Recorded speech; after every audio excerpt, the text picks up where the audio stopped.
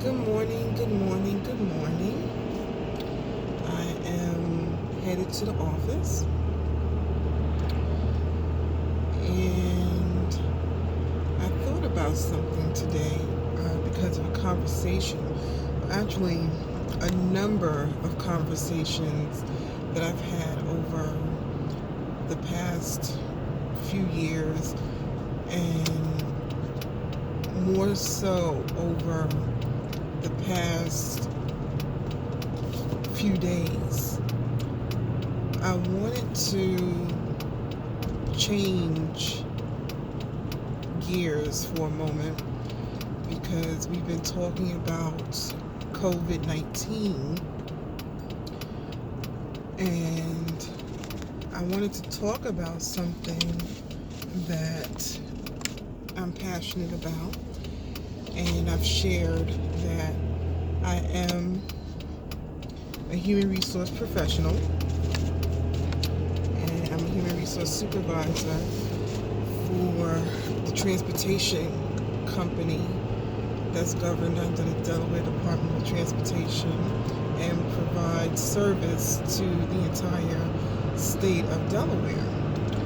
I've actually been in human resources since 2011, and I often share my testimony that human resources was not something on my radar. It just fell in my lap, and I mean that it literally fell in my lap. At the time, I was working for a healthcare facility, and I was a receptionist, and I enjoyed the job. I mean, it paid the bills. It wasn't, paying a lot of money, but it covered the expenses that my husband and I had at the time, and I enjoyed the position. And I was there for a little over a year when the human resource coordinator took ill, and she actually had a stroke and was not able to come back to work. Well, I would say maybe a week or so after she was hospitalized, the executive director of the facility came to me and he said he wanted to talk to me. So the first thing in my mind is, okay, did I do something wrong? What does he want to talk about? Because, he had a very serious face. And he started to say how my colleague was doing, and it didn't look good. The prognosis wasn't good because she was paralyzed on one side of her body, and she actually had to go to therapy in order to be able to walk again, to be able to, do a lot of the things that we take for granted. But at the time that he came to me, he said that he wasn't sure when she would be able to come back to work, or if she would ever be able to come back. And she never came back, unfortunately. But she did improve, and she actually visited the facility, and I was happy to see her. But the executive director said to me that, he needs to fill this position in the meantime, not knowing what the outcome would be. And he started talking, so immediately I'm in go mode. I think to myself, okay, he wants me to post the position because part of my responsibilities have been posting positions and just other things that you do as a receptionist. And then he said to me, I can easily hire someone from outside, but I would rather promote from within. And he said that he liked my work, and that if I would consider it, that they would give me the position. So immediately I thought to myself, the only thing I knew about human resource is what affected me. I had a little knowledge about laws, but not anything in detail. And I thought to myself, how in the world am I going to do the job? So my first question to him was, where would I get training? And he said between himself and the director of nursing, they would train me. And that they did. I was in a position for almost 2 years before I was laid off.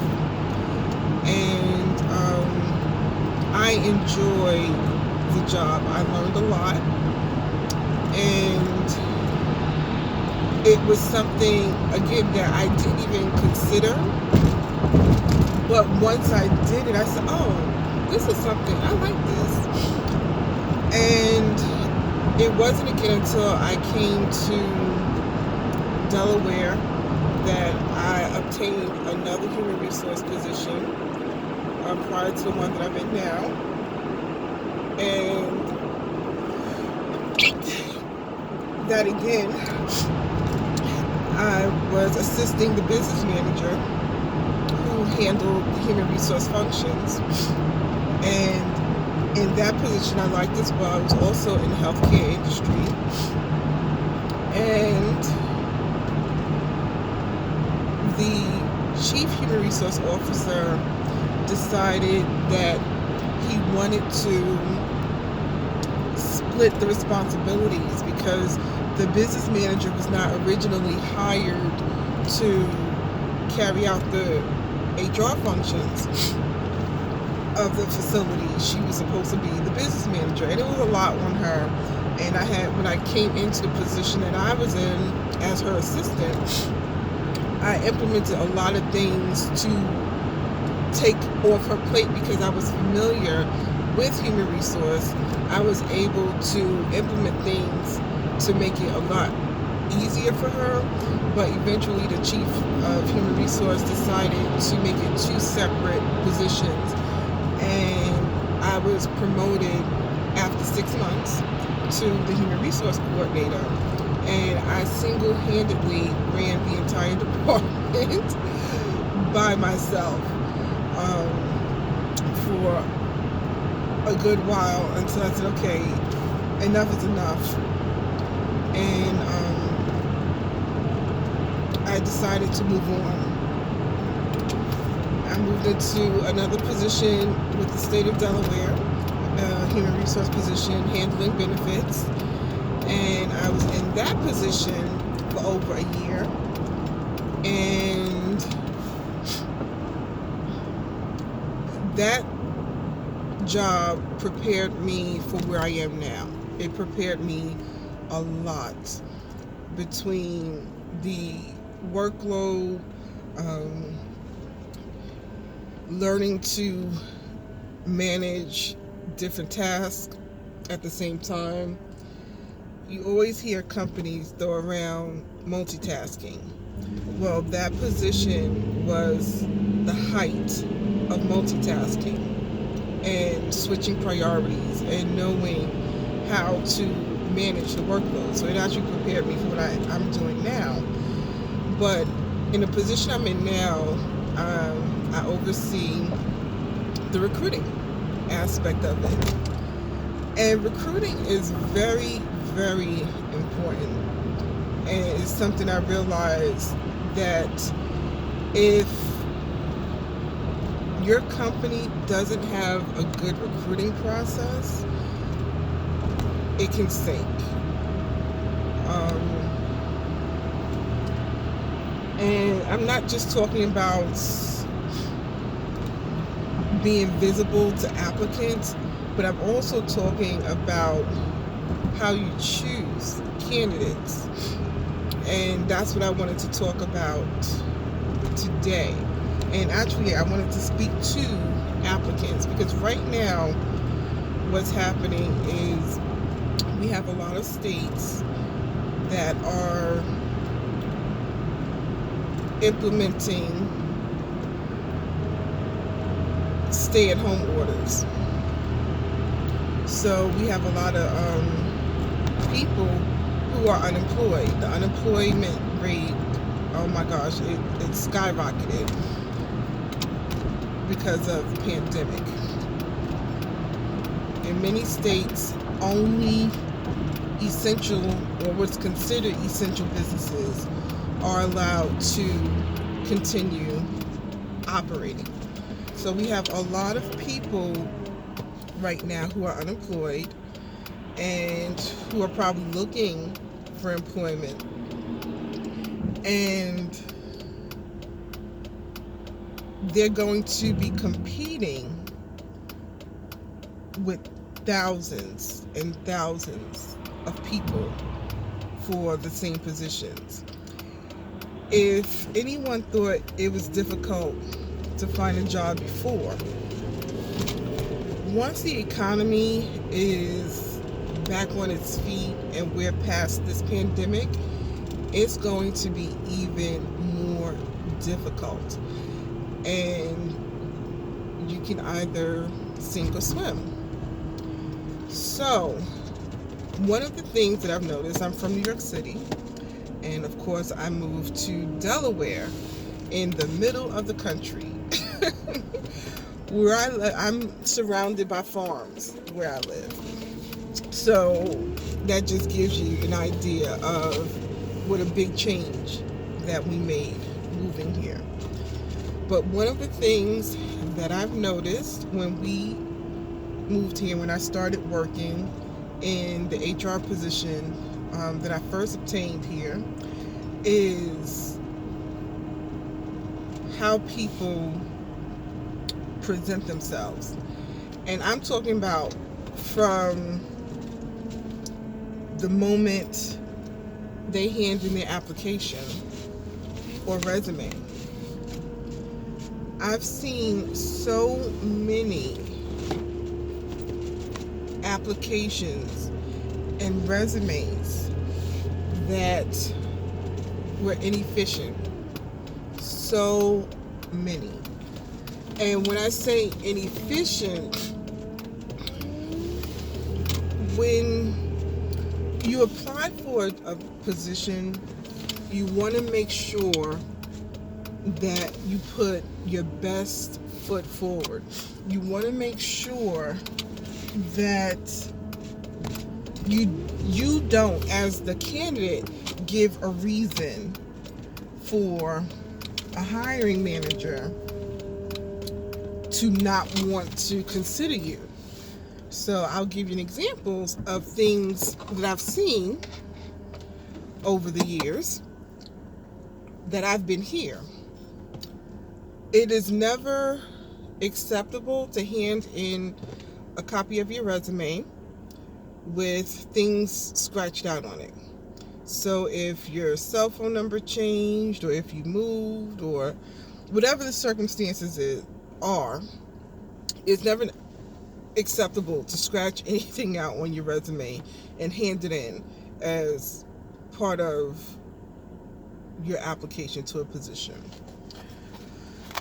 When you're asked to fill out an application, I normally, if you can, I advise, especially if you do not have a neat handwriting, to type it. If you are not technologically savvy, but you have an email address, most people have an email address. If you have a cell phone, you have an email address. But if you can, ask the company if they can email you an electronic Word doc of their application, if they're still taking paper applications. That's another that's another thing, a video I'll get into, because yes, I live in the country. Most of the places here still take paper applications, whereas most of the country, in order for you to apply for a position, you have to do it online. But that's another story. But if you're not able to If you don't have a good handwriting, try to type it. I have to tell you that I've seen a number of applications where people fill out the application and you can't even read their name. Your name is the first thing that you put on the application. If I can't read your name, why would I even want to go forward? Your application gets tossed to the side. If I'm having difficulty making out things that you're saying on your application regarding your duties and your current or previous work history, then I don't have time. I don't have time to decipher what your handwriting is. And a lot of times, often, I see applications that you cannot make out what it says. And that's going to be a problem, because if you're applying for a job and I can't tell what your telephone number is to give you a call, or I can't tell what your email address is to send you an email to welcome you to an interview, then you lose out. So it's very important. One thing I remember when I was younger, when I first started applying for jobs, and actually not even when I first started applying for jobs, just school in general, my mom would say to me, when you write, you're not writing for yourself. You're writing for someone else to read it. And if they can't read it, then you're doing yourself a disservice. So if someone can't understand your job application or what's on your job application, you're doing yourself a disservice. So try to work on your handwriting, take your time, in order to make sure that at least you get through the application process. Because if your application is illegible, it's getting tossed. It is. I've seen it more than once. I've seen it in my current position. I've seen it in previous positions. I've seen it in my first HR job. If we can't read your application, it is getting tossed. So, the next thing I would say is to make sure that you understand what the job is that you're applying for. A lot of times I see people apply for jobs that they are not qualified for. And on the application, they'll say, I know I don't have the experience, but I'm willing to learn, because they find the job interesting. And I noticed that a lot in human resource. People seem to look at human resource and think that it's easy, that it's something anyone can do, and that you just sit around and push a lot of papers around. You just just throw papers around. It's a lot more to human resource than people think. It's not extremely difficult, but it is challenging. You have to be able to think outside the box. You have to be current on laws pertaining to your field in human resource, because again, there are different aspects of human resource. Sometimes when people say, oh, I sent it to human resource, benefits, recruitment, labor relations, employee relations, employee engagement, training and development, safety and security, which aspect of human resource, so went on a tangent, but just to give an idea that when you're applying for a position, have an idea of what that position is. And if it's a position that you're familiar with and you don't have experience in, then look into taking online classes, look into taking going to seminars, workshops, to show that you do have an active working progress of wanting to get into the field that you're applying for. Not that you went from working at McDonald's to, okay, I want to be a human resource supervisor. And not that there's anything wrong with that, but show that you're doing something to prepare yourself for the position. Not that you're just jumping from one job to another, because I see that a lot as well.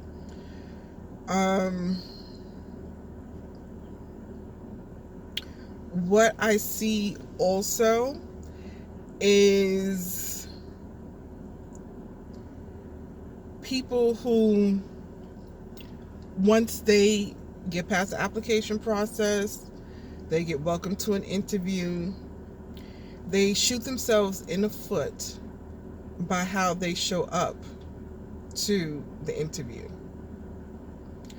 Again, you want to put your best foot forward. You want to make the best presentation that you possibly can.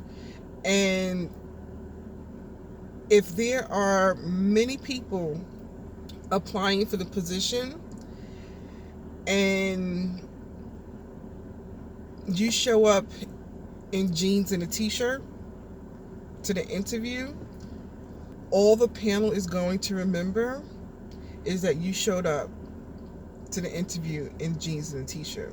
And might be some people, and I know there's some people, because I've had this discussion, that will watch this video and say, but why are you judging me by what I have on versus what I can bring to the table? If you don't take the effort to make yourself presentable, how do I know that once you're in the position and I hire you for the position, that you're not going to take that same lackluster attitude towards your job? And if I'm the one hiring you, and I'm not just speaking from the company that I work for, I have my own company also, that if I'm the one that's taking my hard-earned money to hire you, yes, I'm in a position to determine or to judge whether you're going to be the right fit for this job. And if you come with the idea that you don't have to put your best foot forward, or you don't have to present yourself in a professional manner, then it gives me the impression that you don't care. And I see that a lot, especially since I didn't see that as much in New York, but I see that a lot in Delaware, that people show up to job interviews like they're going to Walmart. And you may be offended by that, but when you show up to ask for someone to hire you, it shouldn't look like you're going to the beach. It shouldn't look like you just walked in off the street and decided, oh, let me go apply for a job. You need to put your best foot forward. And I'm saying this because, again, when this economy picks back up and there are thousands of people looking for jobs, if you walk into the job with flip-flops on, because we've seen that also, you may not get the job. So it's very important that you understand how you present yourself from the gate. Another thing I wanted to mention, because this is an ongoing issue with technology, and of course, because of social distancing, some of our hiring managers have chosen to do interviews by phone. But there's also a resistance from other hiring managers because It's not something that they're used to. It's not something that they know how to use as a tool. And I'm not saying physically know how to make a phone call. What I'm saying is being able to use everything you need in order to make a decision without seeing the person. We still have people who believe that they need to see the person in order to be able to make a decision on whether they're a good fit for a position or not. And I mean, I've lost count the number of phone interviews I've done. I've also done Skype interviews, and it's a part of the normal process for many, many companies. There are many, many companies that your first assessment is either a phone interview or a Skype interview or a Zoom interview before you ever meet anyone in person. So I think as a candidate, you have to understand, especially the way things are now, that again, under the circumstances, we know you still have to put your best foot forward. That means if you know that you have an interview over the phone, over Skype, whatever the circumstances, a week from now, we know children are home, we know family is home, you have to try to do what you can in order to make sure that you're presenting the best professional circumstances. That means going to a quiet place where there's no distractions and attempt to conduct your interview. We understand that things happen, especially I have my 6-year-old, she's at home, and there are times that my husband, he's working from home, so there are times that she'll open the door and he's on a call, he does video calls, and he told me yesterday that she came in twice even though the door was closed. And I said to him, put a sign on the door. He said, but I keep telling her the door is closed. I said, she's 6 years old. Put a sign on the door so that it reminds her, because although the door is closed, sometimes the door is closed and he's not doing anything. So she's, just used to being able to walk in. But now that daddy's working from home, she needs a reminder. I said, put a big red heart or something on the door to remind her not to come in. But that's something that people need to think about also, is going forward, that it may become the norm for everyone. I wish it was the norm for us that your first interview may not be coming into the office and sitting down with someone. It may be over the phone, it may be on video, and you need to make sure that you're in a place that someone is not walking back and forth in the background, the dog is not barking, someplace quiet in order for you to conduct your interview, because that can impact your interview as well. And you may think, well, I'm at home. Okay, but you still need to present a professional appearance. And you don't want your panel, if they're conducting an interview with you, to be distracted by the distractions that's going on behind you. So that's something that I wanted to present as well. Like I said, I can see that this is going to take some time. It's going to take some growth from a lot of people, not just from applicants, but also from businesses. It's going to take a lot of growth. And this pandemic has put people in a position to see what's working for the companies that they work for and what's not. And it's funny to see how people are maneuvering this process, especially those who are not completely familiar with how processes work outside of what they know. So I just wanted to share. I wish you all the best. And if you have any comments, any questions regarding HR, feel free to leave me a comment and I'll get back to you as soon as I can. Enjoy your day.